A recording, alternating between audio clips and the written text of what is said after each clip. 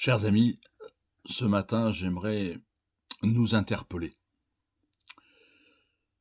Les limites commencent à partir, les restrictions s'en vont, bien que notre ennemi, le virus, est toujours bien présent autour de nous, continue de prendre des vies. Pour nous encourager ce matin, j'aimerais prononcer cette phrase. Dieu compte sur nous. J'aimerais juste préciser le fond de ma pensée. Dieu n'a pas besoin de nous, dans l'absolu. Dieu, dans sa grâce uniquement, nous utilise. Dans sa grâce, fait de nous ses témoins. Dieu nous confie une mission, Dieu a fait de nous des porteurs de charge. Alors quand je dis Dieu compte sur nous, c'est-à-dire que nous avons ce privilège, cet honneur d'être ses représentants, ses ambassadeurs, ses disciples, ses ouvriers, les mots. Par contre, tout le monde ne comprend pas forcément la même chose. Et beaucoup de gens autour de nous reculent. Beaucoup de personnes autour de nous tombent. Beaucoup autour de nous fléchissent. Alors, si Dieu compte sur nous, peut-il s'attendre à ce que nous avancions quand les autres reculent? Peut-il s'attendre que nous persévérions quand les autres tombent? Peut-il s'attendre à nous que nous achevions quand les autres fléchissent? Ça sera là, ce matin, mon exhortation. Pour cela, bien sûr, on va s'attacher au livre des Nombres. Au livre des Nombres, au chapitre 13. Et on va parler, j'aime parler de ces deux hommes, mais je vais parler que d'un ce matin. Nombres au chapitre 14 et au verset 24.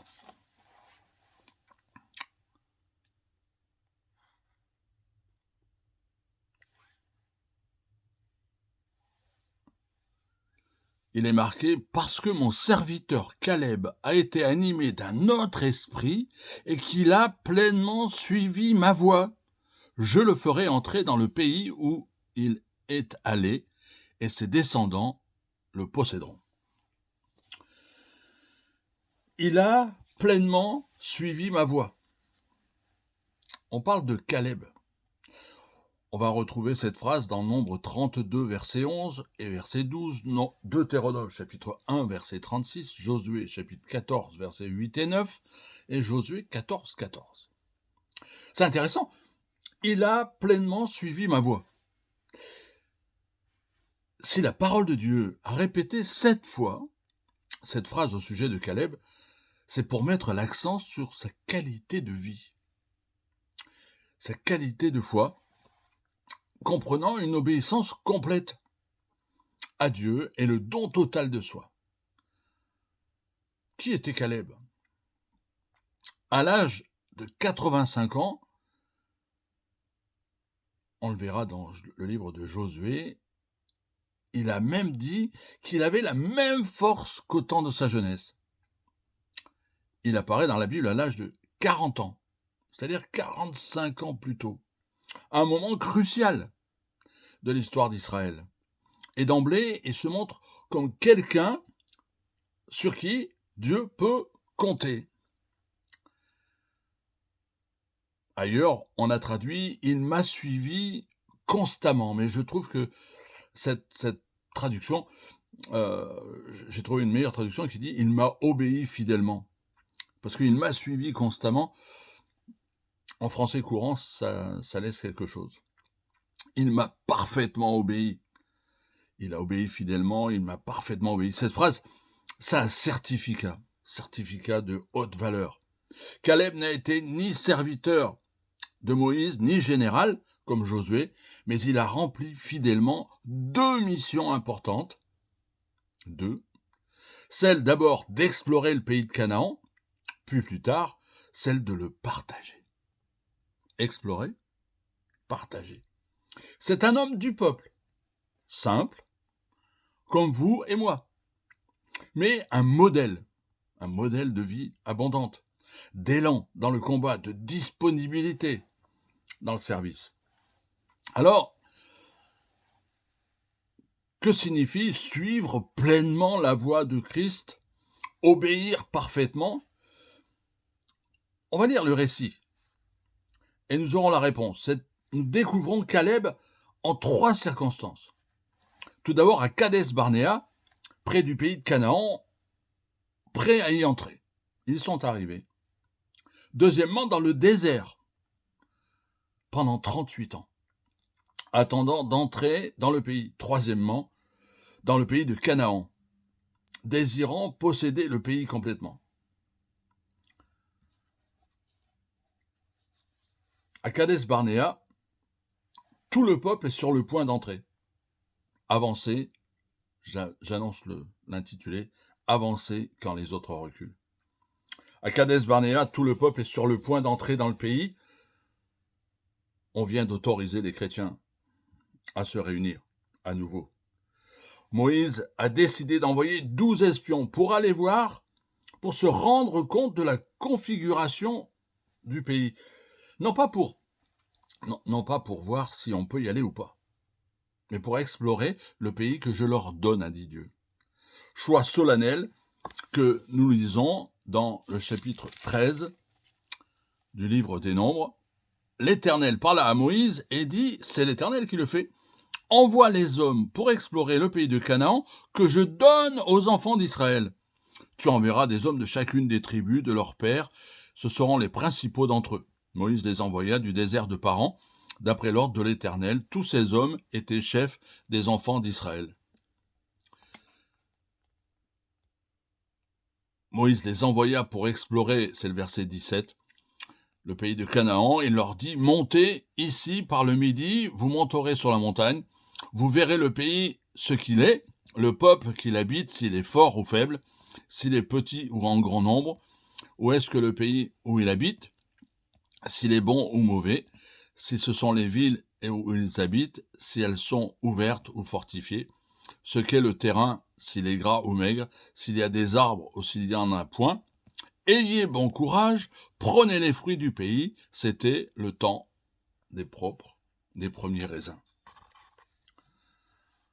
Ces 12 hommes montent dans le pays, explorent les vallées, reviennent avec des fruits et une grappe de raisins si grosse qu'ils sont 2 à la portée, nous dit Nombre 13, 23.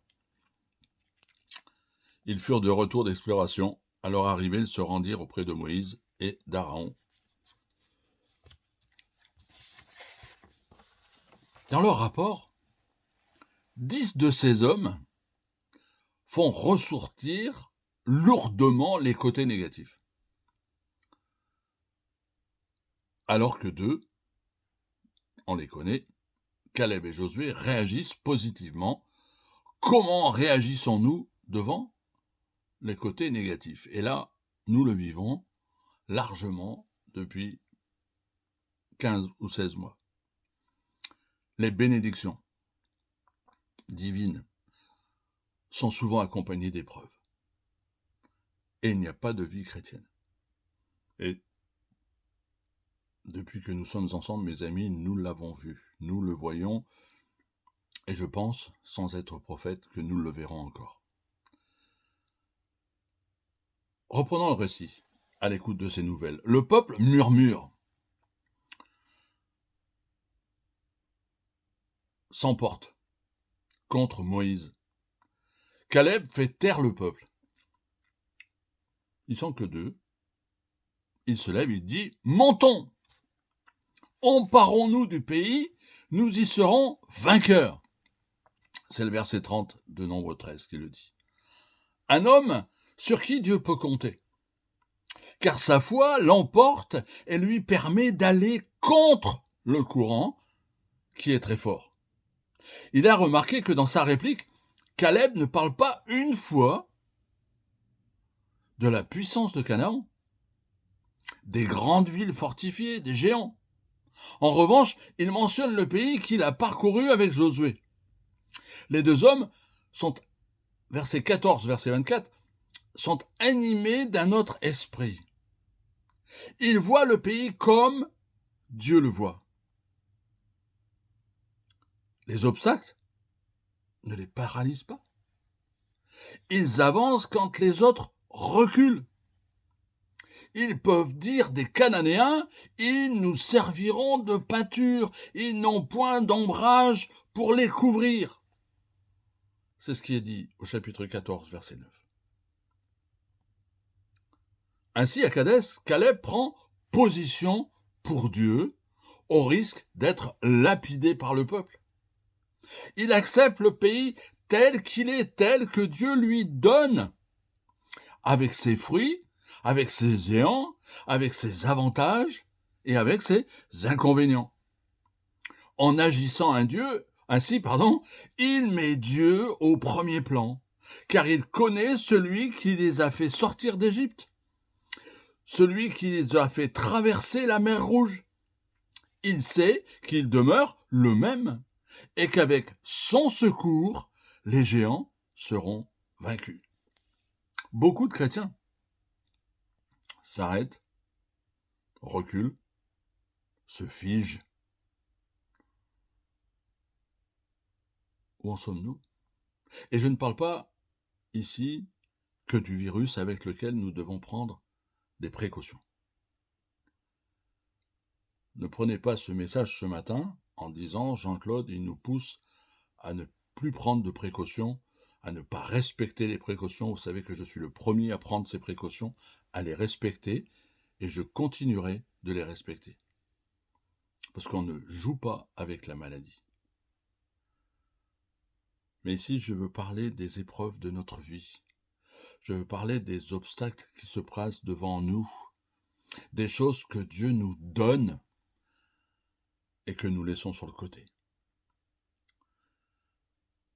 Ces géants qui nous empêchent, ces géants qui nous font reculer, ces géants qui sont parfois des problèmes personnels, des problèmes non réglés, des personnes avec qui on a des conflits, des choses qui n'ont pas été résolues dans notre vie, des choses qui nous barrent le chemin. Devant l'impossible, faisons-nous confiance à Dieu. Ce qui s'est passé à Kadès Barnéa n'est pas nouveau. Nous sommes assaillis de problèmes. Tous les jours, dans notre monde. Il y a peut-être un géant ou des géants dans notre vie. Une ville fortifiée, un endroit qui nous barre le chemin. Certains courants, certaines influences nous paralysent-elles? Avancer quand les autres reculent. Deuxième chose, où Dieu nous attend, c'est persévérer quand les autres tombent. Une page se tourne pour Israël car Dieu est intervenu avec sévérité. Il a décrété ceci au chapitre 14, versets 29 et 30. « Tous ceux qui sont sortis d'Égypte ne rentreront pas en Canaan, excepté Caleb et Josué. » Ceux qui ne croient pas, je ne parle pas des chrétiens. Je parle de ceux qui ne croient pas et qui peut-être espèrent que Dieu sera gracieux finalement. Et là, pendant 38 ans, Dieu va attendre que toute cette première génération meure dans le désert et qu'une autre se lève pour entrer en Canaan. Bien que la Bible ne mentionne pas Caleb durant ce long pèlerinage, mais il est là. Il fait partie de la nation. Il suit les marches dans le désert. Ainsi, Caleb voit son entrée dans le pays retardée de 38 ans à cause d'un jugement de Dieu sur la collectivité désobéissante. Waouh! Ça nous fait réfléchir, non? On n'entrera pas. À propos de ceux qui sont décédés, il dit, ils iront pas plus tôt que nous au ciel. On ira, et nous ne les devancerons pas. On ira ensemble. Dieu il fait, l'apôtre Paul, il dit, au point où nous en sommes parvenus, marchons d'un même pas. Alors qu'il était physiquement, alors qu'il était spirituellement prêt à s'emparer du pays, par la faute d'une race incrédule, rebelle, c'est Deutéronome 1,32 qui le dit, lui et Josué doivent tourner en rond pendant 38 ans. Waouh! Vous auriez fait quoi? Comme moi, vous auriez murmuré, tempêté, disant « c'est pas juste, c'est du temps perdu. À quoi est-ce que ça sert ?» Caleb ne s'est pas laissé aller. Au contraire, pendant toutes ces années où les cadavres de ceux qui péchaient tombèrent dans le désert, c'est Hébreux chapitre 3 verset 17 qui le dit, il a supporté encore une pareille situation avec la force de Dieu. Plus encore, en homme de foi, il a fait des expériences uniques malgré l'adversité. Quelle leçon de persévérance pour nous. Nous sommes dans des temps difficiles où les valeurs morales sont balayées, où l'iniquité augmente. L'attitude de Caleb est un appel à ne pas tomber avec les autres, à ne pas laisser tomber, mais à conserver toute notre vigueur dans la communion avec Dieu, dans la vision de la gloire. À être des hommes, des femmes d'influence. Dans Josué au chapitre 14 et au verset 10, Caleb, alors âgé de 85 ans, c'est le texte qui le dit, « L'Éternel m'a fait vivre. » Cette énergie divine a permis à ce conquérant, c'est un conquérant, de tourner en rond dans le désert sans s'affaiblir, sans perdre du temps. Il a certainement saisi toutes les occasions pour aider, pour encourager, pour exhorter ses compagnons de route, dont certains tombaient et mouraient autour de lui. D'autre part, le souvenir de la terre de Canaan qu'il avait foulée et la promesse que Dieu avait faite à son sujet, Deutéronome 1,36, il verra le pays demeurer dans son cœur. En foulant le sable du désert, Caleb avait à la semelle la terre de Canaan. Il y était allé, il l'avait parcouru, il avait goûté ce don de Dieu et cela ne l'avait plus jamais quitté.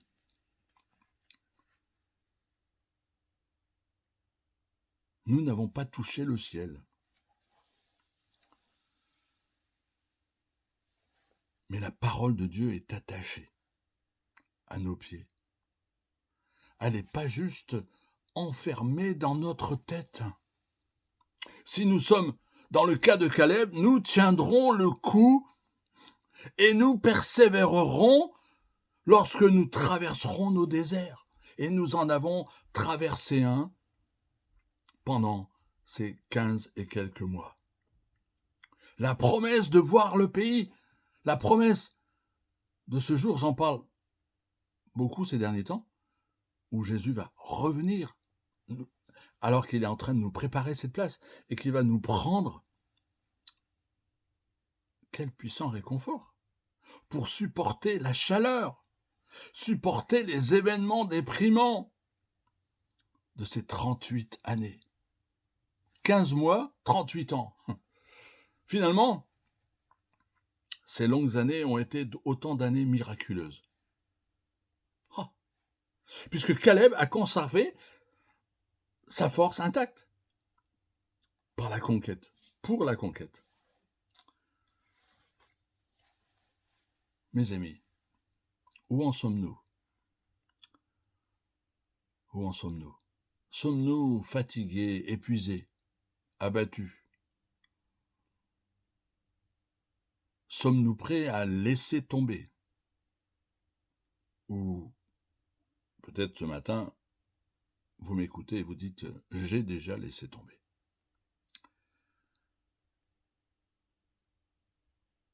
Appuyons-nous sur la promesse de Dieu, sur ses promesses, en faisant face au présent, acceptant les retards. Dieu ne tarde pas dans sa promesse. Il fait preuve de grâce afin qu'un plus grand nombre rentre. Il se réjouit de l'avenir. Enfin, troisième point, achever quand les autres fléchissent. On va faire un bond en avant. La première génération a donc disparu dans le désert, image de la vocation, des vocations qui ne s'épanouissent pas. Cette génération disparue, la nouvelle entre dans le pays de Canaan en traversant le Jourdain.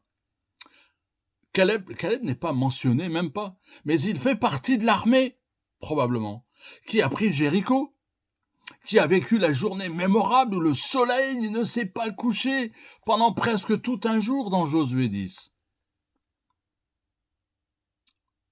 Josué est à la tête des troupes qui dirigent les combats. 7 ans plus tard, lors du partage du pays à l'occident du Jourdain, Caleb, représentant la tribu de Juda, s'avance vers Josué pour lui réclamer son héritage, qui lui revient personnellement. Ça nous est rapporté dans Josué chapitre 14, versets 6 à 14. Personne d'autre n'a agi de cette façon. Au contraire, les combattants qui ont pris tant de villes et vaincu tous ces rois fléchissent dans leurs ailes. Ils n'achèvent point la conquête sur le plan de Dieu. Ils ne chassèrent point les Cananéens du premier chapitre de Juges. La lassitude gagne le terrain. Le travail n'est pas fait entièrement. Les combats cessent. C'est pourquoi Caleb, sa demande, donne-moi cette montagne, témoigne qu'il est toujours animé d'un autre esprit. Il est bien l'homme qui va jusqu'au bout. Ne se contente pas d'un à peu près. Il achève la tâche.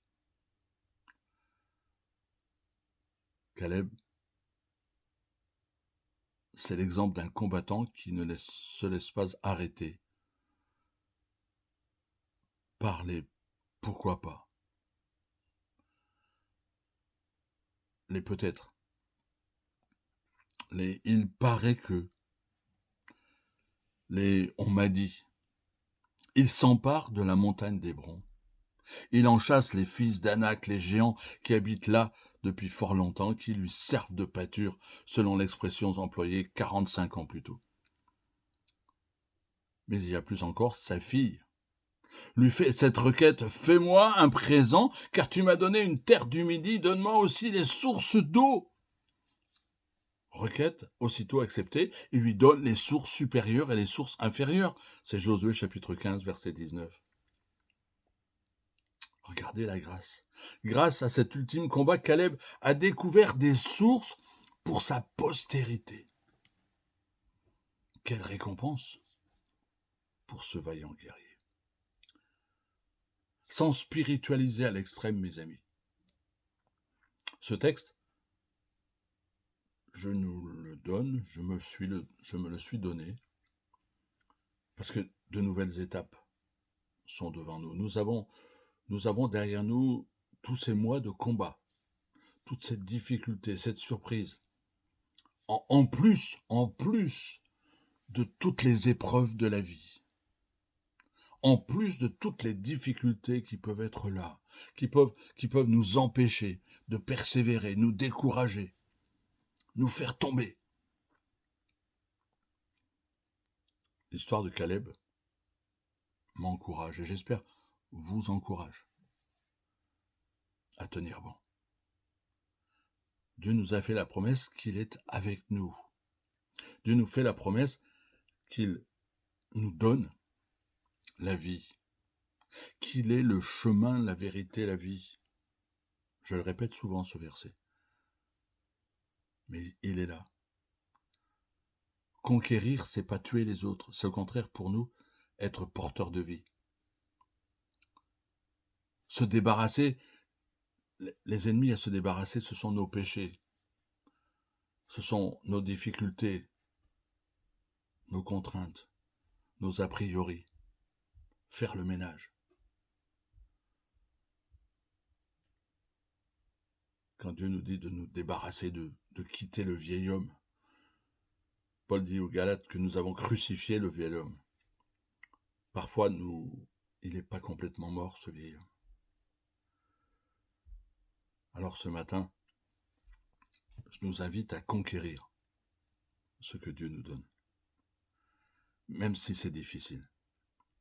S'arrêter au pied de la montagne, c'est laisser les géants en place, ignorer les sources d'eau. C'est-à-dire appauvrir notre vie spirituelle. Dieu recherche plus que jamais. Dieu compte plus que jamais sur de vrais disciples.